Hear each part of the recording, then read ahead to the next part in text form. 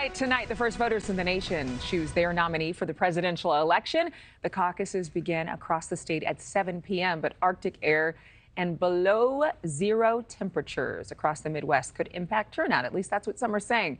Republican candidates facing their biggest test yet. The question is, will there be any surprises? Will anyone exceed expectations? Joining us right now, RNC National Spokesperson Madison Gesiotto Gilbert. Thank you so much, Madison, for being with us. I see you have a big smile on your face. It's like game day, I'm sure, for the RNC. Madison, Senator Marco Rubio and former 2024 candidate North Dakota Governor Doug Burgum, they both said this weekend that they will endorse former President Trump on the eve of the caucuses. Governor Larry Hogan, throwing his support behind Nikki Haley. How much do you believe these endorsements matter in 2024? Well, good morning. Thank you for having me. Endorsements are certainly always an exciting part of the process.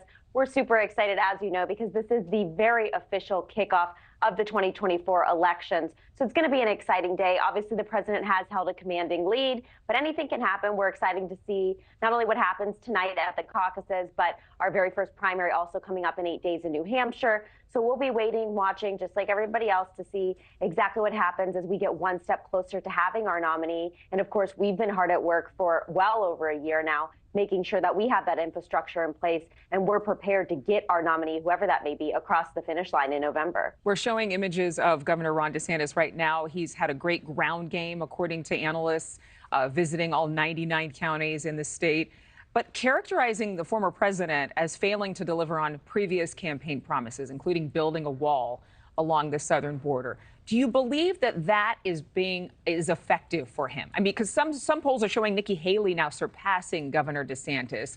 So is trashing the former president a mistake? Should he just focus on his own agenda?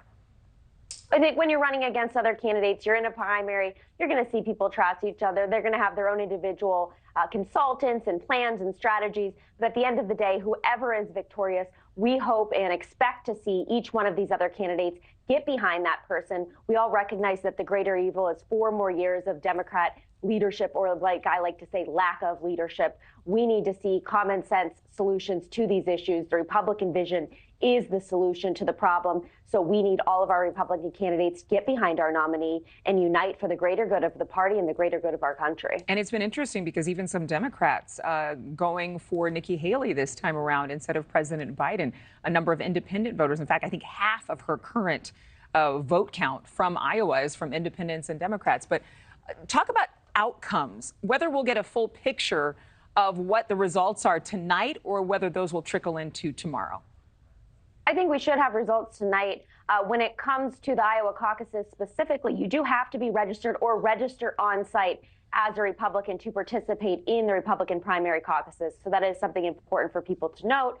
The deadline to be there is 7 p.m. With the weather being so bad, I keep encouraging people to get out early. If you do not get there on time, you cannot participate. It's going to be obviously a very grassroots-centric election. But moving forward into November, we need independents. We need Democrats to win. We look back at 2022. So we've been pushing our Bank Your Vote initiative for Republicans to vote early because the money that we save chasing a ballot up until Election Day, or chasing a ballot just until the very first day on election season versus all the way till Election Day, can allow us to take that money and target independents and target voters we maybe didn't win in 2022. And you see how disenfranchised so many feel, maybe even people that voted for Joe Biden that aren't happy with the direction of the country, that want change. And we're going to be planning to target them in a greater way than previous elections. Just since you mentioned that really quickly, do you think that President Trump is capable of picking up independent voters because he has been so polarizing, because of what he's going through with his legal challenges?